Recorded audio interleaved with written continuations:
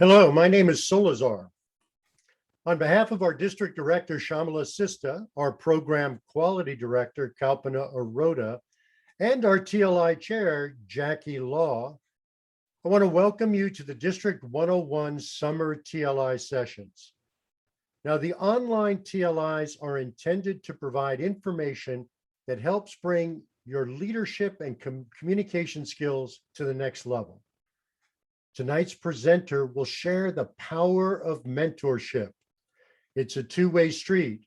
Those who teach learn twice. We ask that you stay muted. If you have a question, please enter your question in the chat. Our TLI Chair, Jackie Law, and I will monitor questions and provide them to Freddi during the Q&A portion of the presentation. Freddi is a retired ice road trucker. She's a very busy professional speaker and a corporate trainer who speaks all around the world, but always makes time for family and fun. And Freddi credits having and being a strong mentor with much of her success. Out of the 88 recognized accredited speakers, Freddi is only one of 14 women in the world to have achieved the accredited speaker designation from Toastmasters. With her presentation, The Making of a Marvelous Mentor, let's welcome accredited speaker, distinguished Toastmaster, Freddi Dogterom. Thank you, Salazar and Jackie in District 101 for inviting me to come and present to you this evening. What does a Toastmaster have in common with an ice road trucker? Well, hopefully I'm going to unpack some of that for you. Have you ever watched that television program, The Ice Road Truckers? Honestly, when it came on TV, I was thrilled. But I knew that I had been far too far ahead of the game because, you see, my days of driving were way behind me before the series came to television. But I loved to watch it because it was made for TV drama. Ooh, were they going to be able to get across the ice? Oh my gosh, the truck breaks down. And Lisa, that gear jamming blonde, oh my goodness, what was she going to do next? Stuck in the Dalton Pass? It was so exciting. It was quite different than my experience as an ice road trucker. Let's just go back there for a moment. I moved to the high Arctic in the late 70s. I live 450 miles north of the Arctic Circle. And sometimes when you went out onto the land and you looked up, this is what you saw, the Northern Lights, lighting everything up. And you know what was so beautiful is the snow. The snow was so white that you would think you were in a laundry commercial. And it was so white that it would pick up the colors from the Northern Lights. And as the greens and the blues and the purples were dancing in the sky, they were dancing on the snow as well. Oh, it was so beautiful. As an ice road trucker, I had the opportunity to do some pretty cool, yes, and sometimes very cold things. I was driving on the Mackenzie River Ice Highway.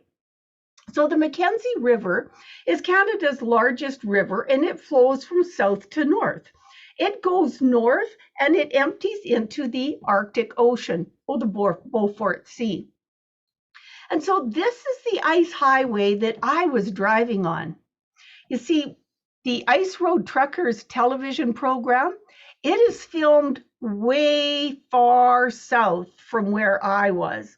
So some of the experiences and adventures that they had were real because they were driving in completely different circumstances. I was driving on the mighty Mackenzie River, usually on about 10 to 15 feet of ice. So it was really quite safe. Now, where was I located exactly? Well, if we take a look at this map, and you'll notice on the very top over there, There's a little star, that's where I was. And then between the border of Canada and the USA, there's another star. That's where I am right now.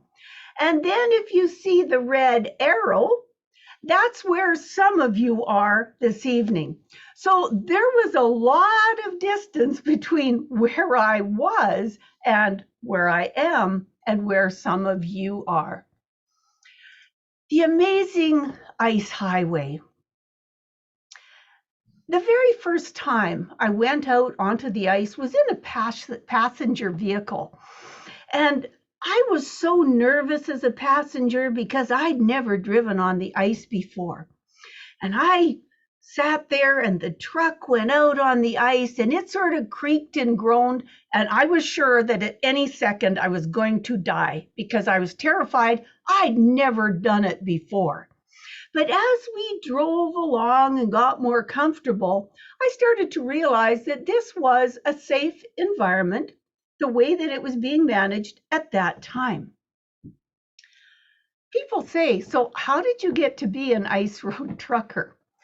It was one of those serendipitous moments where I had the occasion where I was out one evening at a social event and somebody in the community came in and said, hey, I'm looking for somebody to drive a load tomorrow. Well, in my past, I had had a Class 1 license, which allows me to drive big trucks for a variety of reasons, mainly because I was a farm girl and I grew up driving large equipment. And so I was unemployed. I put up my hand and I said, hey, pick me. I'll take your load. Never imagining, never thinking that I was going to be driving a big truck on the ice highway. It just never occurred to me. So the next day, when I showed up for my first day on the job, this was where I was, out on the ice highway in a big truck. But here is where I got really lucky. I had a mentor. I had a co-driver who had driven the road before. And he was there just telling me, go easy, go slow, don't speed, watch the corners, check for your load shifting. Every 20 kilometers, get out and check your load binders. He was there every step of the way to encourage me, to show me the right way to go. And I was very thankful for my driving mentor. One of the things that can happen in the high Arctic is that you can have a storm blow in very, very fast. In this particular picture, we're about 100 kilometers or 60 miles from land. We're driving out on the Arctic Ocean, and it's just ice with big snowbanks. Now, here's where I got lucky. The ice highway doesn't have a whole lot of off turns or intersections. And so with my sense of direction, as long as I got headed in the right way, I wasn't going to get lost. But my mentor was there to keep me on the road as well. But one of the things that can happen is that a storm can blow in very, very quickly. And you get whiteout conditions and the snow blows in. The snow is 10 to 15 feet deep. And sometimes you get stuck and you have to sit there and wait for them to come and clear the road. And it could be 2 or 3 days. Well, 2 or 3 days stuck by yourself or yourself with your co-driver out in the middle of absolutely nowhere can be a little bit hair-raising. This is the vehicle that I drove most often. It was slow. It didn't go very fast, which is a good thing because on the ice highway, you can't speed. Because if you go too fast, you're going to push the water under the ice ahead of you. And it is going to cause a pressure ridge, which can break the ice. And the last thing you want to do is break the ice, because if you break the ice, you will fall through and then you will not have a happy ending. And so this vehicle would top out at the maximum of 40 miles an hour. So imagine going 200, 300 miles for your trip. It would take a long, long time at that speed. I was also carrying about 25,000 pounds of high explosives. I was taking it out to the oil and gas exploration camps. When I wasn't hauling, sometimes what I had to do was move the camp. The camps were all on sleighs. And it was very interesting because when you moved camp, you'd just get myself and a couple of big pieces of equipment, and we would just pull everything to a new location. There's a lot of dark in the winter in the high Arctic. In fact, from the end of November until about the second week of January, it's dark 24 hours a day. And sometimes people say to me, "Oh, gee, wasn't that terrible?" Well, no, not quite honestly, I didn't even really notice. Here in Canada in the winter, sometimes I go to work in the dark and I come home to the dark, no difference. But driving in the dark, it was interesting because the stars, it's just magical. You reach up and you can touch them through this inky, purpley darkness. It's so beautiful. And then when the sun comes up and it highlights the snow, it is exquisite. But it was my mentor that I really relied on in order to become comfortable and then competent and then skilled as a driver in this extreme environment. And I really appreciated him. He went with me for about the first 4 trips. And then about once a month, he would come as a co-driver on some of the longer journeys. And it was through that experience that I discovered that there's some really key things to being a good mentor. Number one, you want a mentor that has got some knowledge and experience. Well, my mentor, he had years of driving experience under his belt. And not only that, he was an Indigenous person. He had been born up there. He knew the land, he knew the people, he knew the animals, he knew the environment. So it was great. He was also very supportive and positive. You might find this hard to believe, but every once in a while, I would make mistakes, sometimes colossal mistakes that could have ended in disaster. But my mentor was there and he was supporting me and saying, "Okay, do you remember last time you couldn't do it this way? Okay, let's try it the proper way." And so he was always very positive. And you know what I liked is that he believed in me. You see, I was one of the first female ice road truckers, and I got a lot of pushback.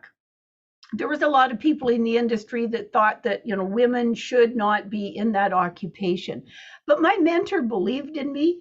Not only would he encourage me, but he would also, talk to some of the other people and say, "Hey, come on, cut her some slack. She's doing pretty good."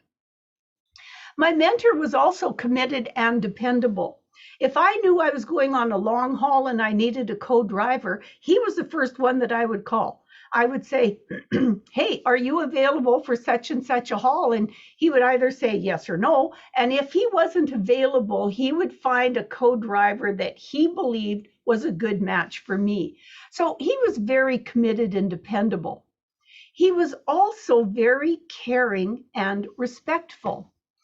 On a lot of the hauls, we would go up to camps and we would have to spend the night. Well, here I am, the only female for about 250,000 square miles. And that can be a little bit disconcerting because you go into a bunkhouse where there's just iron cots and you carry your sleeping bag. And so I would just carry my sleeping bag. I'd flop it open on an empty cot. My mentor would claim the cot next to me, taking care of me, and being very respectful of the fact that I was a female person and everybody else was male persons, that would ensure that I got the shower and the bathing facilities and everything that I needed. So my mentor was really awesome. We got to do a lot of cool things other than driving. So for example, this picture is a real dog team. This is a real working team in a little community called Paulatuck. And this is how the animals are housed and raised, because they are not pets. They are working animals. And it was kind of cool to get to see some of these things. We got to see a lot of wildlife, and we got to see things like polar bears. And in one of my presentations, I talk about the trip where I was stalked. My truck was stalked by a polar bear for just about 70 miles. He followed me right into camp with very disastrous results. And it was my mentor that walked me through the aftermath of that, because he'd been there before. He knew the animals in the land, and he knew me, and he knew that he would have to talk to me about it. Another one of the cool things is having multilingual stop signs or road signs. So this sign is in English and Inuktitut. The great thing about mentors is that they can help you to translate when you don't understand the lingo. Do you remember when you joined Toastmasters and they were talking about things like table topics and grammarians and the counter and the parliamentarian, and you're sitting there going, this is a foreign language. Well, just like in life, there are foreign languages. In Toastmasters, there's a foreign language, and that can be a role of your mentor to help you to interpret this language. Whoops, I'm sorry, I missed a slide. Now, sometimes things are very surprising. This particular photograph was taken in the Arctic at one of the stores. And if you take a look, this is apple juice. This is a liter, which is darn close to a gallon of apple juice. Now, I'm guessing that in California, it does not cost you $21.89 for a gallon of apple juice. It doesn't cost that much in Lower Canada. But in the Arctic, that is how much a gallon of apple juice can cost. And so people get sticker shock. It's like sometimes when you join Toastmasters, there's your orientation fee for your materials and getting registered with Toastmasters. Then some clubs charge an additional fee, etc., etc. And for some people, it's a little bit of sticker shock. But a good mentor can walk you through and show you what is the value that you were receiving. Well, what is the value that you can receive for paying $22 for apple juice? Well, when it is dark all the time, you're not able to get any vitamin D from the sun. And so being able to have, juices or fresh fruits, etc., is rather a treat, but it does help you nutritionally. Now, in the high Arctic, this is Rankin Inlet. This community is on the northwest side of the Hudson's Bay. And I flew in to do some workshops one time, and I was amazed because the airport runway was longer than the entire town. And there's no roads. In the winter, when the bay freezes, they are completely isolated, except for twice a week the airplane comes in, bringing supplies, bringing people, etc. And it could be easy for them to feel isolated, but they have developed ways of checking in on each other. Nobody is ever alone. They check in on each other. They've got a wonderful way of doing so. Just like in Toastmasters, sometimes we can feel isolated because maybe we don't understand what's going on, or maybe we haven't gone to a meeting for a week or two and we're feeling a little isolated. Well, there is a system, and many clubs have people that'll reach out if you've missed a couple of meetings and say, hey, we miss you, but that is also a role for you and your mentor. The day finally came when I was due to move south. I had driven the ice road for 3 seasons, and I had done some other interesting jobs. But just like the mighty Mackenzie River in June finally melts and breaks up. And these are pictures of the ice crystals that are formed. Those crystals are about 12 feet tall. And it's pieces of the ice that are melting and shifting and moving on up the river towards the Arctic Ocean. And so when you see some of these huge crystals and these huge blocks of ice, the size of a house, that the water is pushing up and you can hear it booming and crashing all throughout the night.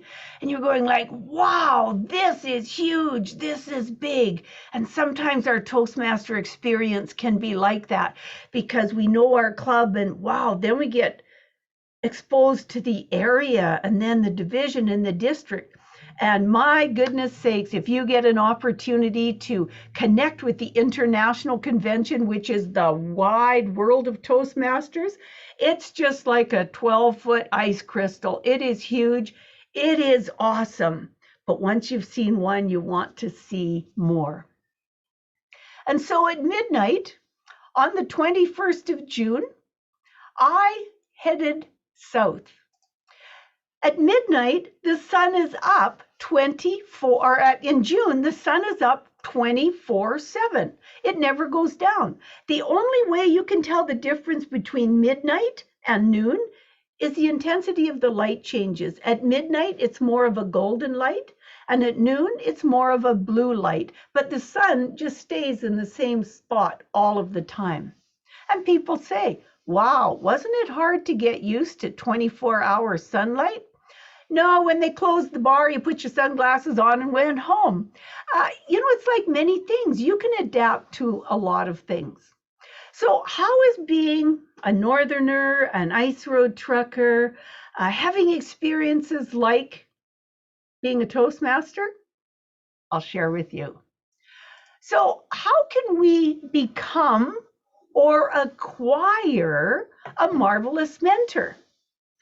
A couple of things I'm going to be discussing with you is, first of all, the question, who needs a mentor? I'm often asked that.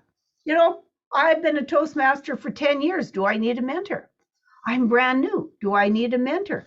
I'm doing a special project. Do I need a mentor? I want to be the world champion of public speaking. Do I need a mentor? Or my favorite question, Freddi, I would like to be an accredited speaker. Do I need a mentor? The answer to all of this, quite honestly, is yes. I'm also going to be diving deeper into the 4 key ingredients of being a marvelous mentor. So who needs a mentor? This is a photograph of one of the granite roads in the city of Pompeii.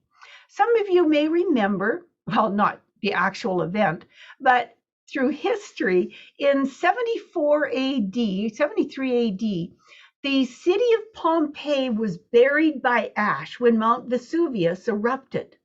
And it took them years and years and years until they started to remember that there was a city there and to start to dig and explore. It was in the 1920s of our current era that people started to dig and excavate and look for the city of Pompeii. Well, what they found was absolutely amazing. And you'll notice that in this granite road, there is a rut. There is a rut carved through the granite by the cart tracks. You see, some of us do the same thing over and over and over, and we carve our own ruts in our life. Our life is the granite, our rut is our habit. Now, sometimes people, when they're giving presentations, have really ingrained habits, just like this road in Pompeii. They've got these habits that they keep repeating them over and over. Why do we have a grammarian? Why do we have the ahs and counters to help us get away from some of these annoying little filler words and phrases? That is helping us get out of our rut. So who needs a mentor? In my opinion, and I'm speaking specifically from my own opinion, who needs a mentor? You do, and you do, and you do. I do. Everyone does. This is a picture of my home club with one of our earlier Zoom meetings. We only had 24 people in attendance, but we usually get about 40, 42, 44 members. We also get visitors from other clubs, from other areas, etc. In fact, all of you are invited to pop by on a Thursday morning, Mountain Daylight Time, 7 a.m., and say howdy. In our club, we have a very, very strong mentorship mentality. You see all of these people on the screen? Each and every one of those people has a mentor. And 2/3 of them are also mentors themselves. So how did we develop such a strong mentorship mindset? I'm going to be sharing that with you. But one of the things that has made our club so profoundly strong is the mentorship. Nobody walks alone. We also, excuse me, for some of our members have mentorship teams. If somebody is working on a particular project, we will put together a team of people that have the skills and the expertise that they need brought to the table so that they can excel in the area that they are wanting to develop. So what can mentorship do? Number one, it's a very good leadership skill. What's Toastmasters? Communication and leadership, right? Well, if you want to be an exceptional leader, I encourage you to get fully immersed and engaged in mentorship, both being a mentor as well as having a mentor. I'm a distinguished Toastmaster and an accredited speaker. I have a mentor. Sometimes I have two. I joined Toastmasters. I was already a paid professional speaker, but I joined Toastmasters because I wanted two things. Number one, I wanted a safe environment to try out my materials and pieces of my speeches so that I could get them polished up and have them looking good before I went out to a paid audience. Secondly, I wanted really good high-level evaluations, and I got all of that and more by joining Toastmasters. So whether you're too terrified to talk, or whether you're a paid professional or somewhere in between, is there a place for you in Toastmasters? Absolutely. Do you need mentors? I believe so. Can you be a mentor? Yes, indeed. I believe you can do that as well. So what is mentoring? Mentoring isn't coaching. Mentoring is, that walking alongside of, maybe doing some training, maybe being the motivator. Sometimes it's hard to keep your motivation up when things don't go particularly well, or you're disappointed in your own performance. A mentor can help you with that. Sometimes they just give you really good advice. They can encourage you and applaud you on to success and point you in a new direction. There's a coaching element. They're supportive, but they're also honest with you. For example, when I was preparing for one presentation, I practiced some of the stories or vignettes that I was going to use in my presentation. I practiced them with my club. And the one story I was in love with, I fell in love with my own story. It was about my grandmother, who I adored. But every time I used that story, my mentor and one of the senior Toastmasters said, that's a great story, Freddi, but it does nothing for your presentation. It doesn't add. It doesn't really take away, but it doesn't add. And you want every second to count in a presentation. So through their support, they gave me the great advice to get rid of the story. And once I realized by getting rid of the story, the presentation was a better presentation, I really appreciated the fact that they'd had the relationship with me and the strength to say, Freddi, you got a gas granny, get her out of here, because that story doesn't really fit.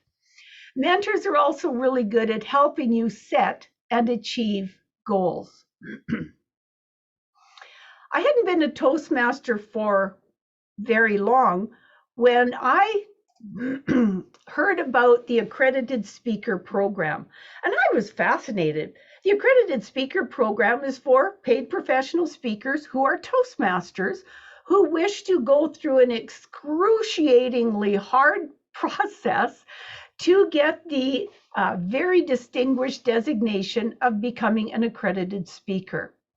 Well, it took me 12 years. Some people, it takes them 12 months, but I guess they're a quicker learner than I am. So I found out about the Accredited Speaker program, and level 1, you have to record yourself, video record yourself, giving a presentation that you would give in front of a live audience. That is then sent in to be judged. It's pass-fail.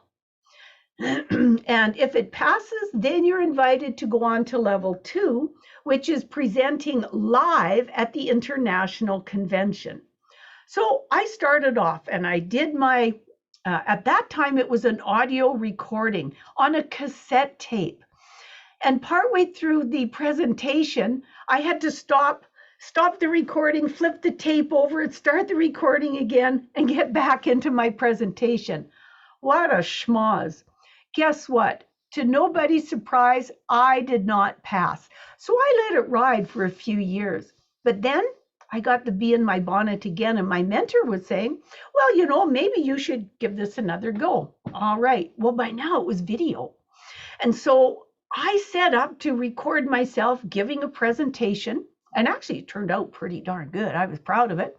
I sent it in for judging, and yahoo, I passed level 1, and I was invited to present at level 2 at the International Convention. Well, I was ecstatic, but I was also more than a little bit cocky, because the presentation that I was editing down to fit into the allotted time was one of the keynotes that I had given probably 100 times. I was paid handsomely to give this keynote, and it always had really good audience feedback. What could go wrong? Well, I presented at Las Vegas Convention in 2015. There was around 3,000 people in the room, and I gave my presentation, and I thought, wow, this is great. I felt good about it, but when I got the results from the judges, I had failed. If you want to fail in front of the entire Toastmaster world, that is what I did. And that is how I was feeling. I'm going like, oh my gosh, I have just failed in front of the entire world. I didn't pass the judges, but the audience loved my presentation. At the end of the day, I kind of felt like, I don't know, Celine Dion, because I was standing there with my little Inuit friend on the stage, and people from all over the world were coming up and wanting to have their picture taken with me and with the Inuit. I thought that's pretty good. But I had failed in front of the world. And you know what I was left with? A pretty suit and a certificate that said, hey, you tried. Thank you for participating in the Accredited Speaker program. Whew. Well, there was a member of my home club sitting in the audience at the back, and he'd been quietly encouraging me for a few years. And sometimes I took his advice and sometimes I didn't. And at the end of my presentation, when I came back down to sit in the audience, he came and sat beside me and he says, so Freddi, how do you feel about your presentation? I says, the opening was a little awkward because I changed it last night, but once I got my stride, I felt pretty good with it. He says, Freddi, when I saw you on the stage, he says, you looked professional, all your props were there. I just knew that you were going to ace it. But when you started speaking, I asked myself, who is that on the stage and what have you done with Freddi? You see, I'd made a mentorship error. Some good, well-meaning, lovely people the day before had talked to me about my presentation. They said, well, here, let us help you. And at that time, I wasn't experienced enough to say, thank you, but no.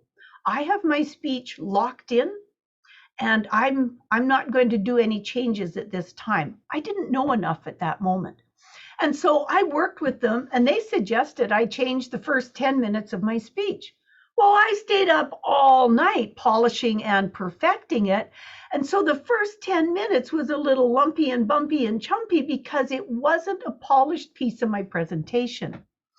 And when I got the judge's notes, because at that level you get the judge's note back, that's what they said. They said it was a very awkward opening and didn't get the audience engaged. So mentorship has to be timely. And so there was good, well-meaning people, and I truly believe, and I know that they really wanted me to succeed, but the timing was off. I was kind of discouraged, but I made up my mind that at the convention that was going to be held in Vancouver in 2017, I was going to make my second attempt. Enter my mentor. This is the same gentleman that was sitting in the audience, and he has always really believed in me. And he's going, "You can do it, Freddi." He says, "Let me put together a team to mentor you to success." I thought, this is what I need. I don't need to be cocky. I don't need to rest on any past successes or failures. I need to start fresh. So that's what I did.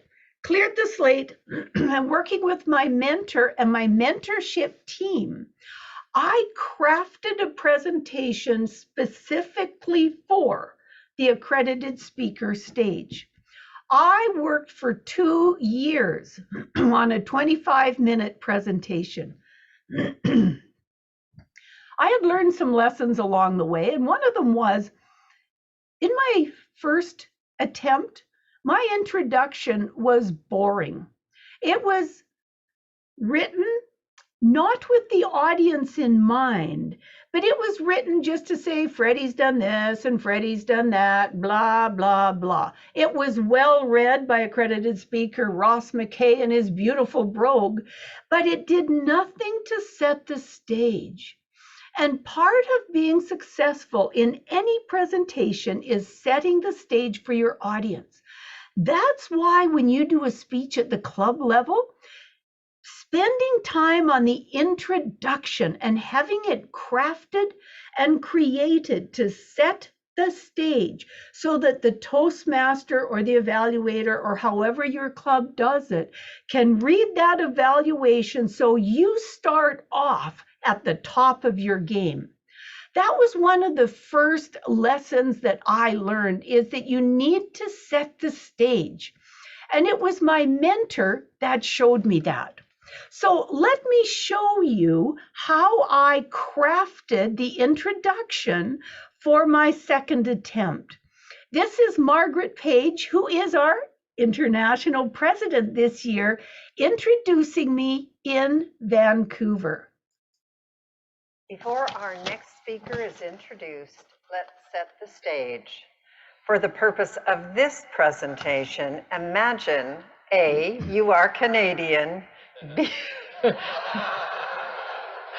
B, you are 50 to 65 years of age or older. That's a toughie, yeah.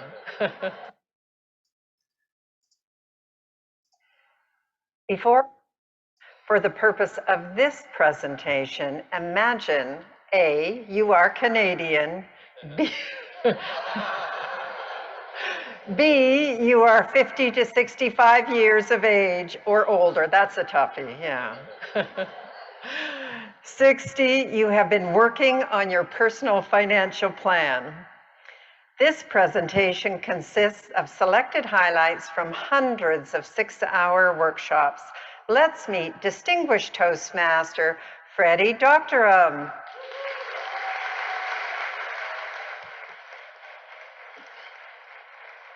Every day in Canada, 1,000 people turn age 65. 2/3 report that they have a financial plan, but only 15% have a lifestyle plan. Freddi Dogterom has been helping people plan their futures for more than 30 years. She's a member of 4 professional organizations and is a registered retirement consultant and professional retirement planner. Freddi writes for the Current Trends publication of the Canadian Institute of Financial Planners. Her expertise has been featured in the Globe and Mail, Canada's national newspaper, and she is a guest on radio programs and a popular keynote speaker for meetings and conferences. She helps people on the cusp of retirement create exciting plans for their golden years. Her participants are folks just like you. The purpose of today's presentation is not to provide answers, but to provide a framework to start planning your fulfilling future. Please welcome Freddi Dogterom, retirement lifestyle planning expert. With your retirement prescription, it takes more than money.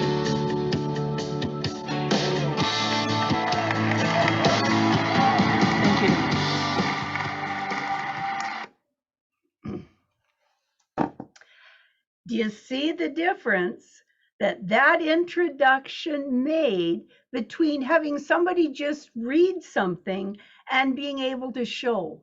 You see, this came about because of my mentors and my mentoring team.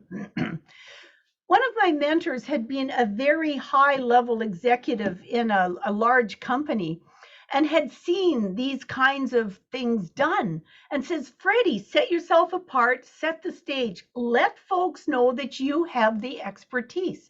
And so that was the introduction that I used to set the stage. And this is the result. That was the day that I achieved my accredited speaker designation. 2017, my home country.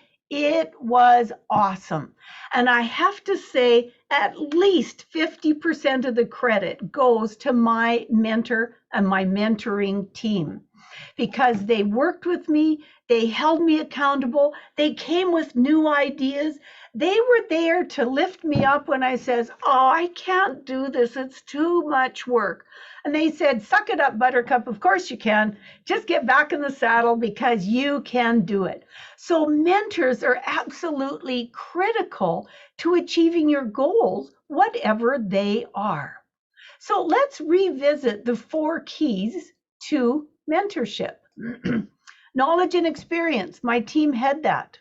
Supportive and positive, absolutely. When I gave up on me, they didn't give up on me. Committed and dependable, you bet. They were there every step of the way, and caring and respectful, indeed.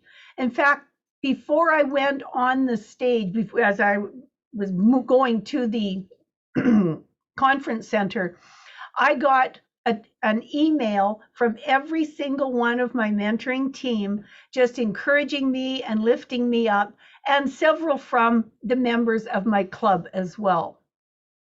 So what do you look for when you're looking for a mentor? Well, you look for knowledge and experience. When I started public speaking or speaking as a professional, I knew that there was things that I needed to learn. So I went looking for the experience.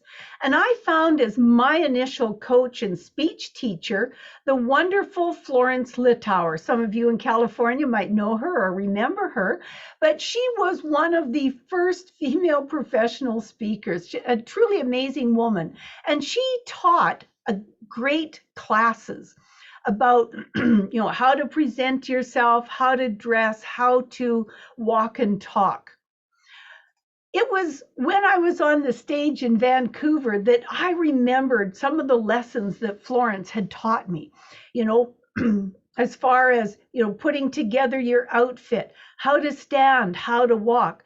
And ladies, you've got to be careful that you don't have crinkles in your skirt, your dress, or your slacks. She called them crotch crinkles. And she says, you just don't want to have crotch crinkles. So I wore wool. You don't get crinkles. And so being knowledgeable and experienced helped me a lot. And I've been able to take those lessons from her and pass them on to others. Being supportive and positive. One of our newer members was giving a speech and she was totally terrified. We had, like we have with all of our members, we had offered her, to find her or match her with a mentor. And she says, oh no, I'm good. I don't need a mentor. Excuse me. And we said, okay, we will just step back. And so she was absolutely turning herself inside out when it came time to do her icebreaker speech. So she gave her icebreaker, and afterwards she came up to me and she says, Freddi, I can't believe how I sucked. I was terrible. I was horrible. I said, well, no. I said some parts of it were a little scratchy, but that's what an icebreaker is about. This is you sort of setting the bar for yourself. She says, can you be my mentor? I said, yes, I can. And so we worked together on her speech. We met 3 times in person and we had a few telephone calls. And she gave her icebreaker again, her choice. She gave it again, and she did a wonderful job, even including the prop of her parents' wedding picture. So being supportive and positive, believing in a person when they have quit believing in themselves, that's the mark of being a great mentor. Also, when we started getting into technology, people were going, oh my gosh, how do I use technology? And so our mentorship team put together some education sessions on, how to use the PowerPoint and how to build slides, etc. We put together this program so that our members that wanted to learn this technology would. We had a member that moved 200 kilometers or 180 miles away. And she says, I don't want to give up this club. I'm moving away, but I want to stay part of this club. Can you find a way for this to work? Little did we know that 4 months later, we were going to be forced into a Zoom environment. We got ahead of the curve, and we tried FaceTime, we tried a couple of different things, but we settled on Zoom, and she would Zoom into our meetings every Thursday morning. And it was because she didn't want to leave the environment, that supportive, encouraging environment, that she helped us to find a way to include her before Zoom was cool. Committed and dependable. This is one of my mentors, Deanne. Lovely, lovely lady. When I was competing at the speech contest, she would go with me. She'd travel out of town. We would do trips together, and she was always there for me. If I needed something, I could call her. I still can. But she was committed and dependable, and she believed in me. She would sit in the audience and she would do an evaluation. She'd say, well, now when you go on to the next level, here's some points you have to watch for. So having a mentor or being a mentor that is there, that is committed to the success of the person and is dependable is absolutely critical.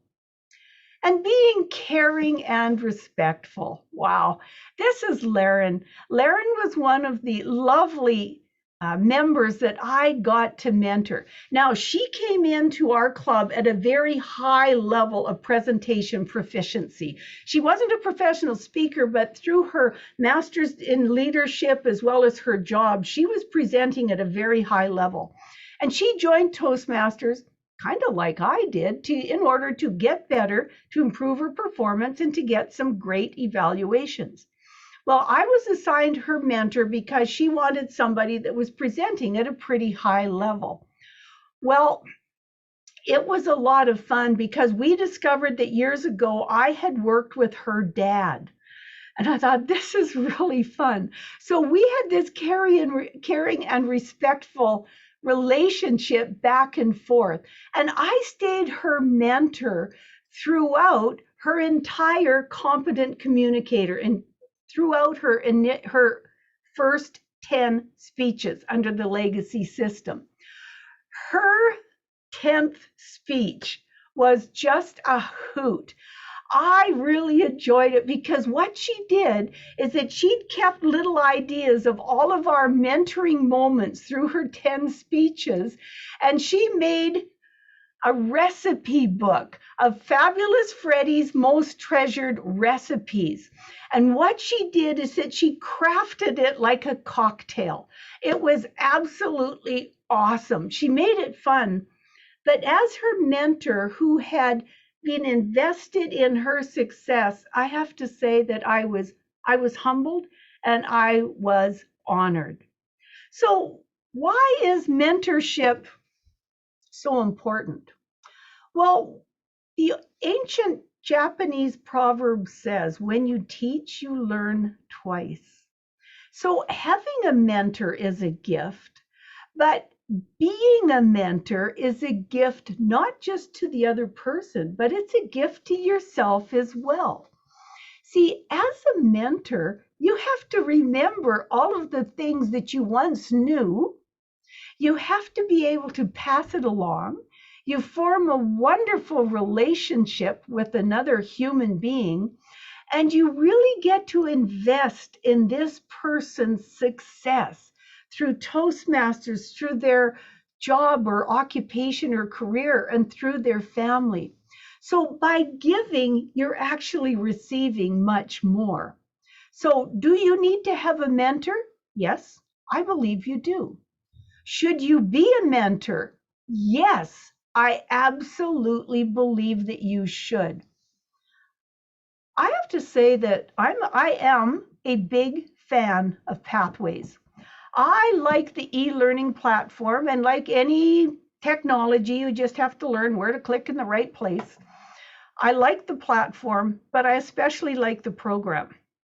And I've had people say to me, well, Freddi, you're experienced Toastmaster, you're experienced speaker, the first level 1, level 2, it's a repeat. I'm going like, yes. Do you have any ideas how many times I repeat segments of speeches in order to get them right before I give a keynote? Did you know that when you go to a conference or a meeting or something and somebody stands up and they're the keynote presenter, they've probably got a minimum of 1,000 hours, 1,000 hours invested in that 45 to 60-minute presentation. So is there some repetition? Yes, because repetition builds competence, right? Competence builds confidence. When you're confident, then you can repeat. And people say, well, I don't want to practice too much. Pardon me? Practice too much? What's this too much stuff? Here's how practice works. You can practice your presentation in many different ways. When I was practicing my 2017 Accredited Speaker presentation, I started just with segments, and I would get segments, and then I would build it, and then I'd practice the stories, and then I would put it all together, and I'd listen to it. I'd record myself. I'd audio record. I'd listen. My mentors would listen, and then we would dissect, and we would rebuild it. 2 months out, I had my speech nailed down. And here's where you know that you have arrived. That's when you don't own the speech. The speech owns you. What I mean by that is I tell people that I mentor and coach that you need to practice to the point where I could phone you at midnight and say, hey, Salazar, wake up, give me your speech. And half awake, he'd wake up and boof, he'd give me the speech. Because you see, it's muscle memory. Right now, the Olympics are on. The athletes have muscle memory because they have practiced so much that they don't have to think about what movement they're going to do next. Okay, that's muscle memory. Professional level presentations have muscle memory. You should not have to think about what it is you're going to say next. So can you practice too much? No, you cannot. What I did is I would, listen to myself as I would go about my day. I'd go for a walk, listen to myself. I would speak to my PowerPoint slides last thing at night. First thing in the morning before I got out of bed, I would tell my speech to myself. I'd talk about it in the shower, etc., etc. You can practice anywhere. People say, I don't have time to practice. Okay, do you brush your teeth? Guess what? You can practice. Do you shower? Hopefully, you can practice. Do you drive or walk or commute to work? You can practice. So there's many, many ways that we can practice. And I think that's where mentorship can really be key, because a good mentor can help you figure out some ways to incorporate practice into our busy days. We all have 24 hours, and we can choose how we want to use them. But maybe just taking that extra 20 minutes a day when you have an upcoming project speech. One of my frustrations is I hear people saying, oh, I signed up for a speech next week. I'm going to work on it this week. Really? How can you develop excellence and competence that way? What I encourage folks to do is to take a look at your project. And with Pathways, we can do that. We can look ahead to the projects. We can pick our electives in advance and start blocking it out. So as you're going through your day, you think, oh, that would make a good speech. Great. Where will it fit? So plan it all out so that you are ahead of the curve, so that you're getting at least a month of preparation for your speeches. I know some people say, well, that's ridiculous. I can't do it. I don't have time. But if we don't have time to be excellent, do we really have time to be average? My coach, mentor, favored speaker, Florence Littauer, wrote a wonderful book where she says it takes so little to be above average. So think about it as a Toastmaster. What does it take to be above average? Well, attend 90% of your club meetings, you'll be above average. Attend at least one TLI a year, you'll be above average. Have your speeches prepared in advance, you'll be above average. Sign up for roles to support your club and other speakers as soon as the agenda is published. Rather than having your VP of Education scramble at the last minute, sign up in advance. You'll be above average. So it takes very little to be above average. In fact, in Toastmasters, it is easy to be exceptional. So if you want to engage in this world of high quality expertise, support, encouragement, the whole big, beautiful world of Toastmasters, I believe that you need to get a mentor and to be a mentor. And if you're going to do it, be marvelous. Be a marvelous mentor. Recruit marvelous mentors into your life. Remember, you're looking for somebody that has knowledge and experience. If somebody knows only exactly what you know, how are they going to value add to you? So get people from diverse backgrounds and skills and experience levels. I've got a mentor right now that is a brand new Toastmaster. This gives me such a wonderful, fresh perspective. So you can have mentors that are perhaps lower in skill than you, but they might have a different life experience, or higher or at a par, but knowledge and experience. And certainly people that are supportive and positive, people that are there for you. And if you're going to be a mentor, believe in your mentee, because they came to Toastmasters, which means they're already in the top 2% of the population. So you know they're an exceptional individual. You just don't know them yet. So be supportive. Be committed and dependable. Is it work? Yeah, it is. Is it worth it? Yeah, it is. Because we get the opportunity to give input to amazing people and their life successes. And being caring and respectful.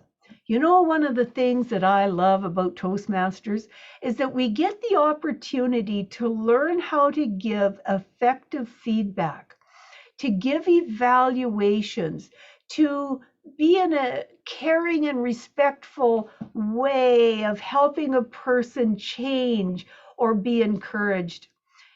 In about the third year of my Toastmaster experience, I was called upon to be an evaluator at an in-person club meeting. And the individual who gave the speech was a person that had not had a lot of happiness or success in their life. And they had been at an event that they had invited several of the club members to attend, but nobody came. And his speech was laced with hurt and accusation. And he was saying how very disappointed he was with each of us. Well, I wasn't a very experienced Toastmaster at that time, and I thought, good gravy, what am I going to do? But I remembered a lesson from one of my mentors. And the lesson was always be kind. And so I said to the individual, thank you for your honesty. We appreciate that you have shared your pain and your disappointment with us. The project goals for this speech were, I outlined them, and then I addressed the project goals. So being very caring and being respectful and identifying that, yes, this person had been disappointed. But that's a skill that I learned in Toastmasters. Probably without Toastmasters, I'd be completely at loose ends as to how to cope or deal with that type of situation. So being a mentor is like building an Inukshuk. And as a former northern person, this is very near and dear to my heart. This Inukshuk is in Rankin Inlet, and it stands and it looks over the town. And it says that this is the place where people are, because Inukshuk means the stone man that points the way, or the stone man. And so it gives you that foundation. When I think about Toastmasters, it has given me that firm foundation as a leader, as a communicator, as a professional, and as a person. And as I get more and more engaged in being a mentor, not just to my home club, but to people around the world, I realize that every person needs a mentor in their life to care, respect, guide, correct, and help them to truly be the best that they can be. And ladies and gentlemen, that's what I believe is the making of a marvelous mentor. Over to you, Salazar. So Freddi, at this moment, I want to let folks know that Freddi is willing to stay to take additional questions.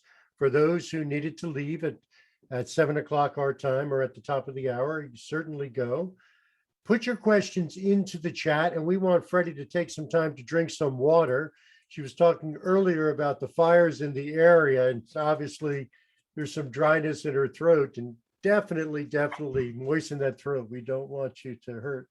So go ahead, please, and answer, put your questions in. And Freddi, you touched on this toward the end, and I want to get back to it. Obviously, at the beginning, you started with, if you want to be a world champion, if you want to be an accredited speaker, if you want to be a better leader, if you just want to be a competent communicator, you want to be distinguished. So all these different things that they're, get a mentor. And it struck me that one of the things you've mentioned in a lot of ways going all the way through was there are different mentors for different things. And we ourselves need to be a little clear about that. How would you suggest we choose a mentor based on what we're looking to do? What should we look for that? Obviously, if it's an accredited speaker, we want to talk to an accredited speaker. If it's a world champion, we want to talk to a world champion. But within the context of our clubs, what would you recommend we seek? Thank you for asking that, Salazar, because I'm a strong believer in goal setting. So even if it's finishing one path, or if it's preparing to give a presentation in your workplace, you have a goal. And within the goal, just like a target, there's concentric rings. So what is the number one thing that you want to know, learn, grow, or achieve? Number 2, number 3, number 4. So no more than 6, but have 6, 3 to 6 very specific targeted learning goals. So what do I need to learn? What do I want to grow or improve? What new techniques do I want to bring? At the end of the day, how do I want this presentation to be bigger, better, and different than my previous presentations? So first of all, you need to know where you want to go. Once you know that, then you start to look around. Who has the skills, the insights, the demonstrated abilities that you believe can help you to achieve these targets in your own life? And as I mentioned also, you might be looking at a brand new member. You might be looking at somebody that can help you with your humor. You might be looking for somebody at an executive level that can sort of bring that CEO eye to it because you're doing a work presentation. So you have to start with yourself. You have to know what it is that you're wanting to achieve, how you're wanting to grow, and then you start looking around for the qualities, the skills, the abilities that people have, and then you can approach them. Another way that you can do this on a club level, Salazar, is that, for example, in our club, when we have a new member, we have 2 or 3 people from the executive interview this new member. And we set it up over Zoom, and we have this nice little conversation, like, what are your goals? Like, what do you want to achieve or whatever? And from that, we determine the initial mentor for that person. And we do a mentor match. It's sort of like speed dating, right? We do a mentor match. So our members, from the moment they sign on the line and send their check, they have a mentor. Now, the mentor might change and evolve as time goes on, right? You've outgrown your mentor, or your goals have shifted or changed, so you need some different input. But it starts with you. What do you want to know, learn, grow, or achieve? Well, I think the wonderful part that you shared there is also the responsibility on us in seeking the mentor. It's like, what is our goal? So is that the right person for this goal? And maybe not. Maybe this person is, but then I may have another goal that this is the right person. So we have to be a little discerning and not just say, oh, that's a good speaker, let me ask them. They may not be the right for us for our goal. So we need to go through that. So Henry Miller asked, which of your 4 keys that you shared? Well, you actually had knowledge and experience, supportive and positive. These were twins and teams, committed, dependable, and caring and respectful. Which do you value the most, and which would you like to see most when we're seeking our mentors? And maybe you want all 6, but we're starting out, we're fresh, we're new. What should we go for? I think that I find it hard to pick just one. Obviously. But let's say that you're brand new and your club hasn't assigned you a mentor, but you listen tonight and you're going like, oh, gee, I should get myself a mentor. The committed and dependable, I think, is number 1. You know, committed to process improvement, and dependable as in somebody that you can call upon or that'll be there, they'll schedule time for you. I think that's very important. But that's not to say that knowledge and experience is any less important, as well as support, positive, caring, and respectful. But I think that the commitment and the dependable, if I had to put one first, that would be it. You see, when my mentor sort of took me under his wing for my second go at the Accredited Speaker, he approached me, and he's the one that says, Freddi, I believe in you. You know, I know you can do it. I will be here for you. I am committed, right? And I knew him to be a dependable person. Had all the other qualities too, but that's where it started. Well, it also strikes me that for those of us, and that means all of us, because at some point we'll all be approached by somebody who wants to be mentored. I think we also have to be aware of where our knowledge ends and where our knowledge, where our knowledge begins and where it ends. So we also, in being, I think, caring and dependable, have to recognize, I apologize for my phone chime, but we have to recognize that I don't know that level. So someone comes to me and says, how do you become an accredited speaker? Not the right person to ask. I don't have that personal experience to share with you. And we also have to do that. And that's what we also are, as a mentee, have to look for in our mentor. So it's really an ongoing relationship. But I want to say one thing back to you. Since you couldn't choose 1 out of the 8, I'm assuming you're not good at speed dating. Well, I've been married for 34 years, and I'm a little out of practice. Okay.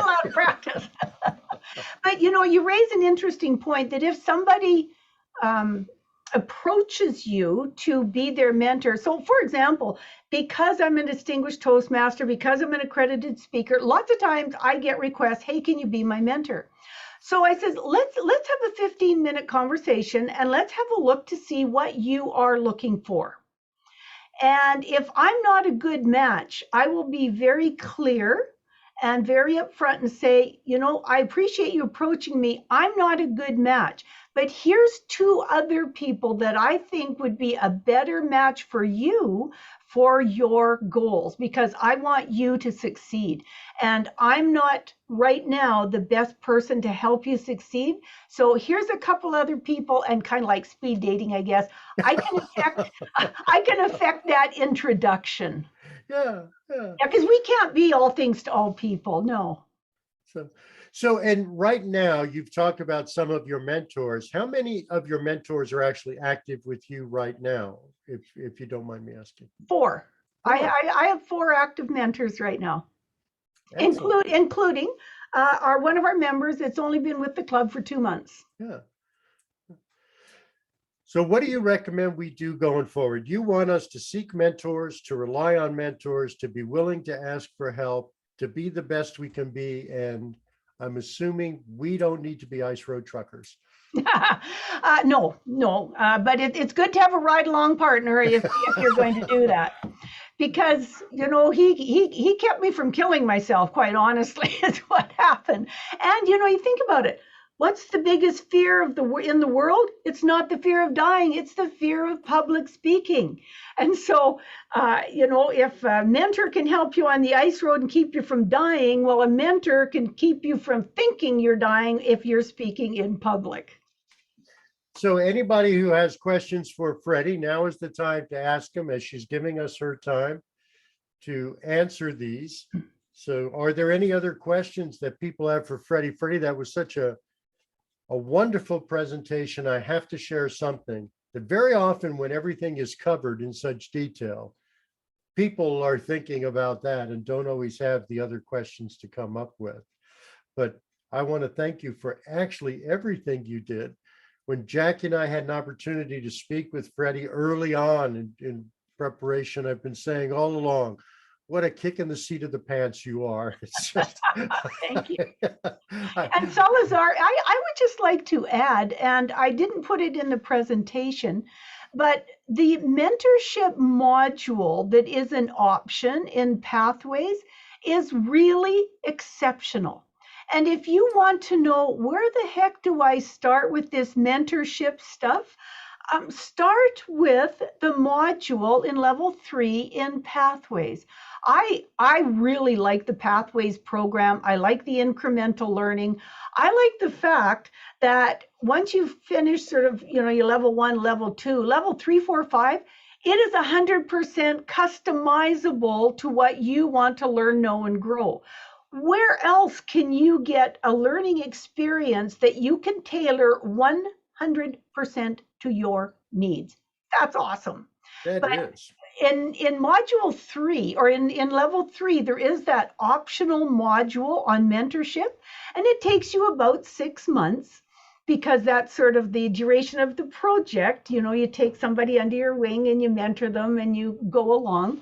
It is phenomenal. It is really an exceptional program. So that can be a place where people can start if you're not really knowing, like, how do I get this happening? Or how do we turn this into our club culture?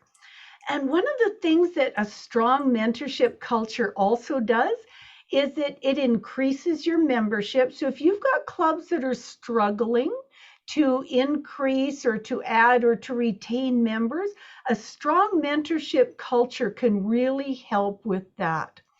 So for example, we got 23 new members last Toastmaster year because of Zoom, but for a whole variety of reasons.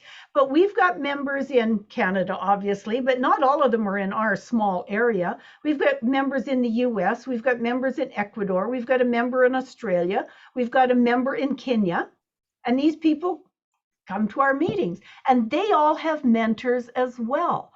And they're going like, oh, wow. Like one of our members, for example, is a district director in their home region. And they're going, I wanted to join your club just to see what you were doing that made you do so well. And now is taking mentorship back to their area. So it's pretty cool. But that mentorship module can be an excellent place to start. So one of the questions we have, I want to ask this first, and then I want to get to Philip's question, is what is the distinction for us between a mentor and a coach? What do you feel is different in the relationship of those two roles? This is just Freddi's ideas. They might not be the Webster definitions, okay? I think a mentor has way more skin in the game than a coach does. And it's because of those 4 keys. I mean, coaches have experience and they have knowledge, and you bet they're there for you, etc. They're not always necessarily caring and respectful because they want to get results, right? And so, which is good. And there are places, even in Toastmasters, where coaching is important, where I believe that the mentorship is more heart to heart, person to person, engaged in the success and the achievement of the goals of the other person. Because the other person, the mentee, gets to set the goals, and the mentor just helps, works, and supports them to achieve their goals. It's not the mentor's goals, it's the mentee's goals. So in my thought, a mentor has more skin in the game than a coach does, although they both have definitely a role to play.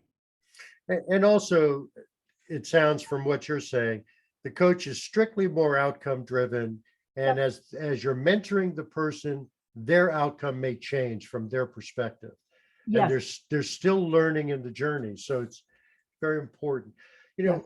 Philip asked, he said, what do you think of the buddy system? Is it too informal? Is it useful? And Philip may need to explain the buddy system unless you've got a clear idea of what that is. Well, my understanding of a buddy system is like mentorship, very light without the commitment. Okay, so that's what I perceive a buddy system. I'm not opposed to buddy system. I think they're good. But I think if both of you are going to really dig deeper, get more into that leadership, because you can't be a mentor without being a leader. You can't be a mentee without learning and engaging in leadership. That if you're wanting to move down that road to become more formal with the relationship and make it a mentor-mentee, doesn't mean you can't still be buddies, but to engage at that deeper level where you're very committed to the success outcomes of the other person. It was Seneca, the Greek philosopher, that said men learn while they teach. So I loved your Japanese idea of, that we learn twice. We learn twice as much when we do that. I think that's the biggest, to me, the biggest incentive for being a mentor is so that we ourselves can learn. Yes, absolutely. Because we can find what truly works and also see it through another's eyes. And like you said, we're walking alongside them. We're not telling them what to do. So I think that that's a beautiful explanation. And the way you brought us through your mentor experience was also an exceptional way of helping us understand. After all, your buddy driver was never driving, but he was certainly telling you what to watch out for, or what was the result of that experience. Exactly. So Henry asked, is it better to find your mentors in Toastmasters and your coaches outside of your Toastmasters club? So he's really talking about your club. Should you find a mentor in your club and a coach outside of your club, or does it really matter? I think it really depends on your goals. What are your goals, and who can best support and assist you in the achievement or the realization of those goals? And if they're Toastmaster goals, it's probably best to keep it in-house, right? But let's say you joined Toastmasters because you were doing presentations with your business or company. Well, maybe you're going to have a mentor in Toastmasters and a coach at your company. That's okay. It's going to depend on your goals and your stated outcomes. Owen asked, what's in it for the mentor? I mean, how do you establish that commitment or develop a commitment with a mentor? What's in it for the mentor? I think the mentor gets more out of it than the mentee does. I really do. Because of the relationship and the fact that you cannot engage on the learning journey with somebody else without it affecting or effecting and impacting your life and your knowledge. Because not only are you sharing and imparting knowledge, but you're bringing it in as well. You're going like, oh, well, that was kind of an interesting thing you did there. I'd never seen that type of a gesture, for example. We've got a member that is a world champion hoop dancer. She's an Indigenous lady that lives, a First Nations lady that lives right close here, and she's a TEDx speaker. She joined Toastmasters for the same reasons I did. She wanted to improve her speaking and get the good feedback. Well, some of the ways that she uses her body in a speech and going like, wow, that is so cool. I've never seen anybody do that. I mean, I am learning so much from mentoring her, and it's great. So what's in it for the mentor? An explosion of knowledge, an exposure to a new way of thinking and being, and the development of an amazing relationship where you vest yourself in the success of somebody else. And as you said at the very beginning, those who teach learn twice. Absolutely. So we learn more, we hone more. So I want to remind the folks who are still here that our next TLI is next Tuesday at August 3rd with past International President Pat Johnson, reminding us that when we joined Toastmasters, we signed our Toastmasters promise. So what's our relationship to the promise? So I hope you'll go to d101tm.org/TLI to sign up for that if you already have it. Now, we still want to ask Freddi some additional questions. And again, establishing that commitment is really more about you and the mentor having a connection, having an agreement, and as you said in the beginning, talking to each other. So let's see, Becky always has a wonderful comment, but Becky said, your solid examples of positive mentoring were easy to imagine and heartening, pointing out that both the mentor and mentees benefit. So Freddi, you've been a mentor to us tonight by sharing all of your experiences. We gained so much from that. The great thing is, because it is recorded, as most of the folks know, it will be posted to D101 YouTube when it's finally edited out and the opening taken out, and it will be posted there. So expect that in another week or two. So you get to do it again. But I guess for all of us, one of the things I'm going to take away directly, Freddi, is the idea that mentoring is an absolute part of the Toastmaster experience. Yeah. And we should be willing to mentor when we can. We should approach people to mentor if we think we can help, just like your mentor approached you about the accredited speaker. And we should also be willing to seek mentors for different objectives and our own growth. And If I can, Salazar, absolutely. when I approached our brand new member, and I didn't know them, I had never met them before, and they're not from this area, but you know, I heard a little bit about them. And I approached them, I emailed and said, hey, let's set up a Zoom call. I love Zoom because I can go all around the world and I can talk to anybody. And so we use Zoom for mentors, for mentoring meetings, for conversations, everything. It's just the greatest ever. So I set up a Zoom call with this member in her second week of Toastmasters. And she was a little bit intimidated. I don't know why. I don't think I'm a scary person. I'm not that big. But she says, oh, well, when you wanted to meet with me, I thought maybe I'd done something wrong or I was going to get kicked out of Toastmasters. And I said, no. I says, I want you to be one of my mentors. I want to be able to tap into your ideas and your experience as you're just coming into the organization. And she goes, really? Me? Yeah, you. So you see, and part of this too, now 2 months down the road, is that she is also learning how to be a mentor, right? Because so it's kind of a loop, right? I'm mentoring her in mentoring how to mentor me. But it works. And so, you know, we can don't put the mentorship box on your head when you're looking out. You think about your goals. Who do you think has the skills, knowledge, experience, drive, commitment, dependability, etc., to help you work towards achieving your goals?